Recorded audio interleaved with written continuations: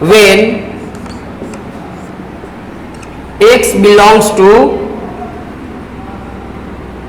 देखिए y बराबर if and only if x belongs to minus pi by two to pi by two, यानी जब angle के रूप में आप इतना ही रखिएगा, ये क्लोज है, ध्यान दीजिए, मैंने माइनस पाई बाई टू भी ले सकते हैं, minus pi by two to pi by two, समझ रहे हैं, बोलिए ना, क्लियर है। Hence sine inverse x, sine inverse x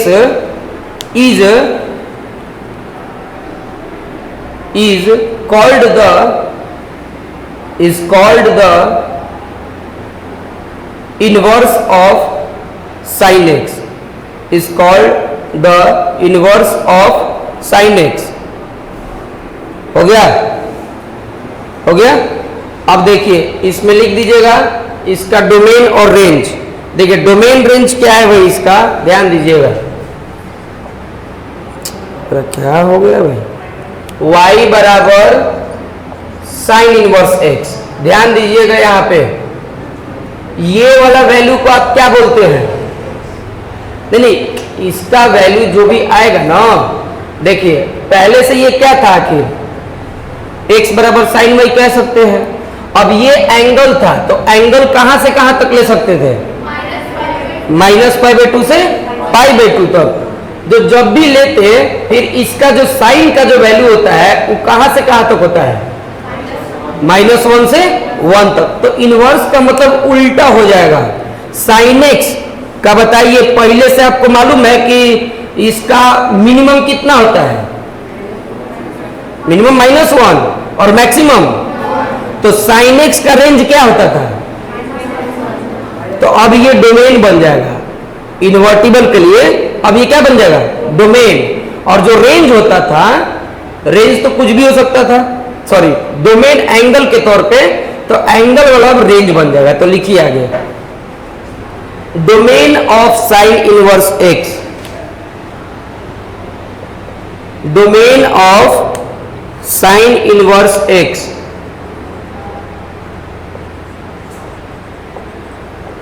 ठीक है, इसको आप लिख लीजिए, देखिए ये लिख दीजिएगा माइनस वन से वन, माइनस वन से वन, मतलब आप x का वैल्यू क्या से क्या रख सकते हैं, माइनस वन से वन रहना चाहिए, बाकी में डिफाइंड नहीं है। आपसे कभी किसी ने पूछ दिया कि बता दो साइन इनवर्स टू का वैल्यू, तो क्या कहेंगे, ले तू ही बनाओ, ठीक है, काहे, क्योंकि साइन इनवर्स एक्स ये डिफाइंड तभी है जब एक्स का वैल्यू कहां से कहां के बीच में हो, माइनस वन से, इसको साधारण मत समझो, बहुत खेल है इसी पे। अगर साइन इनवर्स टू पूछ दे तो बोलेंगे कि टू तो इसके डोमेन में है ही नहीं, हम सिर्फ क्या ले सकते हैं, माइनस वन से वन के बीच का कोई नंबर ले सकते हैं, बाकी तो है ही नहीं, तो इसलिए ये डिफाइंड नहीं होगा। अब इसका रेंज लिखिए, रेंज, रेंज बराबर लिखिएगा, कहां गया ये, उलट जाएगा,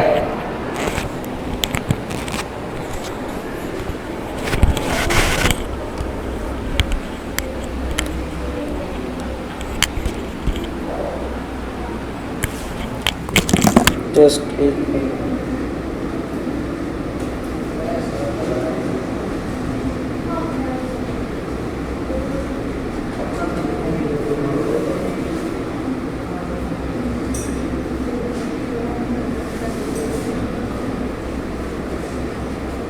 नया कलम रख लिया, सुखा के, चलिए हो गया जी। आगे लिखते हैं range domain cos inverse x, ऐसे टेबल बना लीजिए, यहाँ पे आईटीएफ लिखिएगा, आईटीएफ मतलब क्या, इनवर्स, एक जगह कॉलम बनाइए आईटीएफ, एक जगह डोमेन और एक जगह रेंज,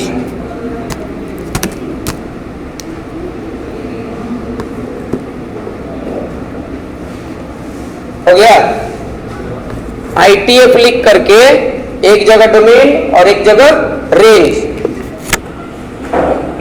जानते थे। चलिए cos इनवर्स x में लिखिए cos इनवर्स x। देखिए cos x का आप 11 की बात सोचिए, cos x का भी क्या होता था रेंज -1 से 1 के बीच में होता था, ठीक है।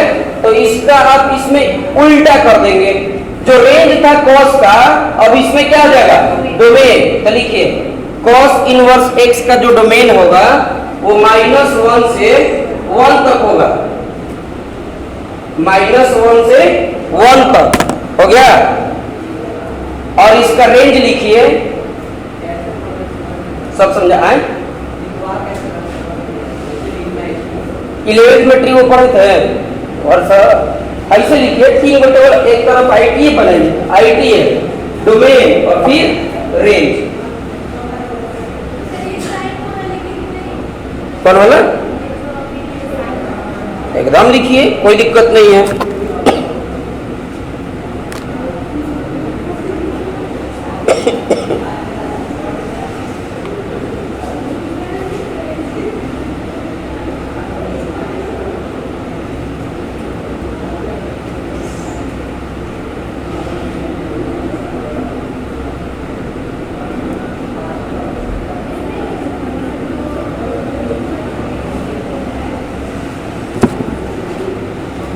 चलिए हो गया जी,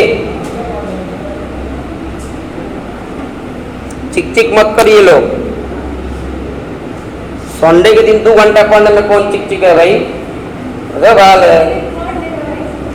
पढ़ाई से अगर चिक चिक हो रहा है तो तब संन्यास ले लीजिए, आपके पढ़ने लायक कौन चैप्टर मिलेगा, मैट्रिक्स मिलेगा, ठीक है, और मिलेगा आपको वेक्टर मिल सकता है। जब वेक्टर नहीं है ना कितना आसान है, काश ऐसे ही सब रहता। अब हम तो 12th का चैप्टर बनाए नहीं है, हम बनाए जी, हम बनाए हैं रिसर्चर, तभी तो आपको बढ़िया से पढ़ा रहे हैं। तो ITF देखिए ना बढ़िया से पढ़ के क्यों बुझा जाएगा। कोई चीज शुरू में खराब लगे इसका मतलब बहुत फायदेमंद होगा। दवाई की जल्दी किसी को अच्छा नहीं लगता है, नहीं मालूम है तो टेस्ट करके देख लीजिएगा जी पे रख के 1 मिनट बुझा जाएगा। लेकिन कितना फायदा करता कौन बनो। चलिए चालू है, अब चालू करना पड़, अरे यार तो बोलना था ना कि चालू है, हैं? हाँ हाँ लगा।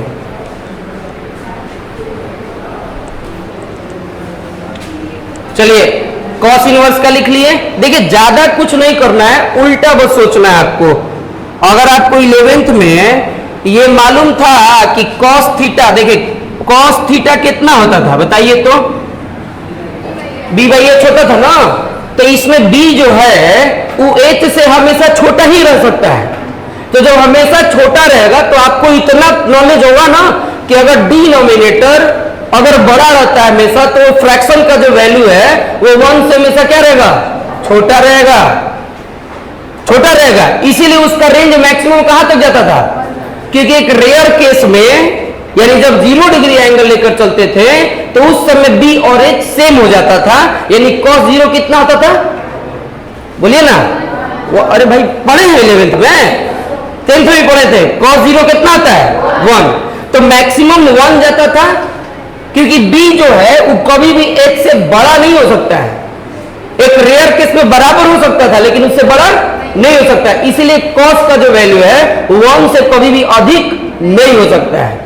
इसका एक अनदर प्रूफ मिलता है मैक्सिमा मिनिमा चैप्टर में, जब हम लोग कैलकुलस पढ़ेंगे, ठीक है, वहां से ही प्रूफ होगा कि cos थीटा का जो मैक्सिमम वैल्यू है वो 1 ही क्यों होता है, मिनिमम होता है -1। तो जो cos थीटा का जो डोमेन था वो अब रेंज बन जाएगा cos इनवर्स में, ठीक है ना, और जो रेंज था वो क्या बन जाएगा डोमेन। तो लिख लिए इसका, नहीं लिखे हैं, डोमेन में क्या लिखे हैं -1 से 1, क्लोज इंटरवल, याद रखें कैसा इंटरवल देना है, क्लोज, -1 से 1। रेंज में लिखिए 0 to π, रेंज में लिखिए 0 to π, ठीक है, और ये भी क्लोज में होना चाहिए। अब आपसे अगर कोई सवाल करता है कि cos इनवर्स x का रेंज 0 to पाई ही क्यों हुआ? क्योंकि अगर हम ये रेस्ट्रिक्टेड डोमेन रेंज है, अगर हम 0 से पाई के बीच में cos थीटा का वैल्यू निकालेंगे तो हर एक एंगल के लिए अलग अलग वैल्यू मिलेगा। अरे भाई बोलिए हाँ चाहे ना। अगर आप 0 से पाई के बीच में आप cos थीटा निकाल के देखिए, हम आपको देखिए क्यों होता है बता दे रहे हैं। 0 से पाई बाई 2 कौन सा क्वाड्रेंट होता है? फर्स्ट होता है ना भाई। तो फर्स्ट में cos थीटा पॉजिटिव होता है, लेकिन सेकंड में निगेटिव होता है। तो 0 से पाई बाई 2 के बीच का जो भी वैल्यू आएगा वो सब का सब क्या होगा? पॉजिटिव। और पाई बाई 2 से पाई तक का जो वैल्यू होगा वो सब का सब क्या होगा? निगेटिव। तो बोलिए अलग अलग हुआ कि नहीं हुआ? बोलिए ना, अलग अलग हुआ। इसीलिए cos इनवर्स x का जो रेंज होता है वो 0 to पाई होता है। याद रखिए इस चैप्टर का सबसे खास बात डोमेन रेंज ही होता है। फंक्शन का ये धड़कन है डोमेन रेंज। इसके बिना आप फंक्शन कुछ नहीं पढ़ सकते हैं, ठीक है? सिर्फ रट्टा मार सकते हैं। देखिए आपको यकीन नहीं तो अपने किसी साथी दोस्त से पूछिए ना कि काहे होता है, नहीं मिलेगा जवाब जल्दी, ठीक है? तो लिख लिए cos इनवर्स x का, बोलिए ना, लिख लिए। आगे लिखिए tan इनवर्स x लिखिए।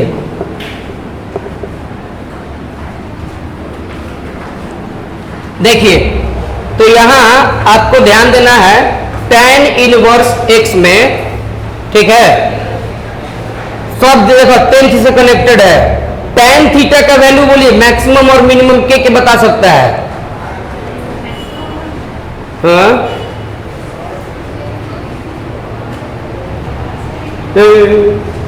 नहीं है? हाँ तो बोलिए ना कि माइनस इंफिनिटी से। अरे भाई हम कोई अजूबा बात थोड़ी कर रहे हैं। देखिए पढ़ने मन क्यों नहीं लगता है, इसका सबसे बड़ा कारण है आपका कनेक्शन ठीक नहीं है पहले से। अब आपका अगर कनेक्शन ठीक रहेगा पहले से तो पढ़ने मन करेगा। आप जानते हैं tan थीटा का वैल्यू कितना होता है? नहीं जानते हैं? पी बाई बी होता है ना जी। इसमें p और b निश्चित नहीं होता है, कोनो किसी से बड़ा हो सकता है और कोनो किसी से छोटा हो सकता है। तो यहां पे आप प्लस में जा सकते हैं इंफिनिटी तक और माइनस में भी इंफिनिटी तक।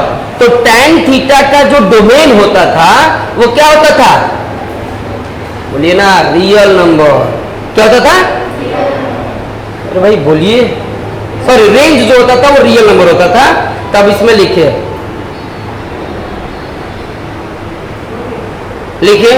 डोमेन में r। हाँ बोलिए। आए? हाँ जोर से बोलिए ना। हाँ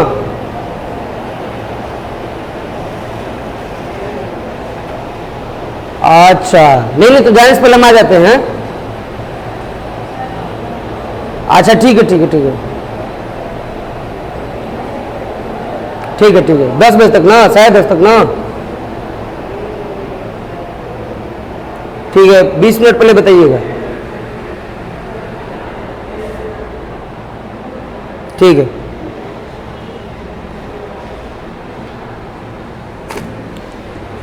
हाँ तो tan थीटा में लिखिए, tan इनवर्स x में इसका डोमेन लिखिए r। कितना लिखेंगे? r, ठीक है। रेंज लिखिए, रेंज में लिखेंगे साइन इनवर्स x वाला डायरेक्ट कॉपी कर लीजिए। उसमें क्लोज इंटरवल था तो इसमें ओपन इंटरवल होगा। रेंज में इसका ऐसे लिख दीजिएगा -π/2 to π/2। बहुत खास बात है, इसको एकदम रट जाना है, याद कर लेना है। अगर नहीं करेंगे तो आईटी नहीं बनेगा। आपके सामने ऑप्शन है, 2 ऑप्शन है। एक दिन तार के 12th पढ़ लो और एक 12th का मैथ इतना इस कदर पढ़ लो कि खुद पे भरोसा हो जाए कि हम बहुत अच्छा पढ़े हैं, और कभी भी आपको ये फायदा ही पहुंचाएगा, याद रखिएगा, ठीक है। tan इनवर्स x का लिख लिए रेंज -π/2 से π/2। अगला लिखिए कॉट इनवर्स एक्स है, डोमेन नहीं लिखा आर, कभी स्टार बोल रहे, आर का मतलब क्या होता है minus infinity two plus infinity, ठीक है। कॉट इनवर्स एक्स का लिखिए, देखिए कॉट इनवर्स एक्स ई भी वही होता था, या बी बाई पी कर दोगे तो क्या फर्क पड़ता है, तो इसके डोमेन में भी लिखिए आर, हो गया। रेंज देखिए इसका कॉपी करता है कॉस के जैसा, रेंज कॉपी किसके जैसा करता है कॉस, तो उसमें भी देखिए कॉस का रेंज क्या होता था 0 टू पाई होता था क्लोज इंटरवल में, तो इसमें आप 0 टू पाई लिखिए ओपन इंटरवल में। बोला ये 4 को बात याद हुआ कि नहीं हुआ, हेलो एकदम ठीक है। अब अगला लिखिए सेक इनवर्स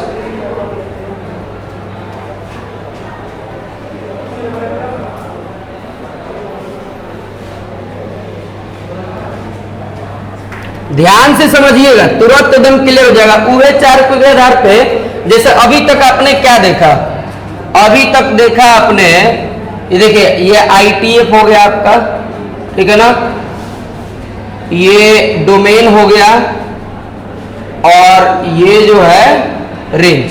तो साइन इनवर्स एक्स का जो डोमेन है वो आपका कहां से कहां तक था -1 से 1 तक, और रेंज कहां से कहां तक गया था। कोई आपसे पूछ दे अगर कि ये क्यों डोमेन है, क्योंकि साइन थीटा यानी साइन एक्स का रेंज था कितना -1 से 1। अरे भाई साइन एक्स उसका उल्टा कर देंगे तो उसका वाला रेंज अब क्या हो जाएगा डोमेन हो जाएगा, समझ रहे हैं। और रेंज में -π/2 से π/2 ही क्यों हुआ, क्योंकि ऐसा में रखेंगे ना तब जाकर साइन एक्स जो है वो 1 हो सकता है और साथ साथ ऑनटो हो सकता है। तो 1 और ऑनटो सिर्फ और सिर्फ इसी रेंज में आ सकता है, अगर इससे बाहर जाएंगे तो नहीं हो सकता है।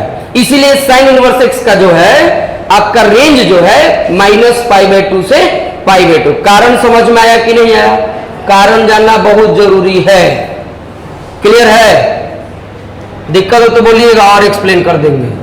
कॉस इनवर्स एक्स इसमें भी वही आएगा है ना, और ये हो जाएगा आपका 0 टू पाई। अब देखिए tan इनवर्स एक्स, तो tan इनवर्स एक्स में अभी लिखा आर, ठीक है ना, हेलो, क्योंकि tan थीटा का कोई लिमिट ही नहीं होता है, वो प्लस में भी बहुत बड़ा जा सकता है और निगेटिव में भी बहुत छोटा हो सकता है। तो -∞ से +∞, आर का मतलब रियल नंबर का सेट है, तो इसका डोमेन यहाँ पे रियल नंबर हो सकते हैं। यानी आपसे अगर कहा जाए tan इनवर्स √2, हाँ ये पॉसिबल है, ये पॉसिबल है, ठीक है ना।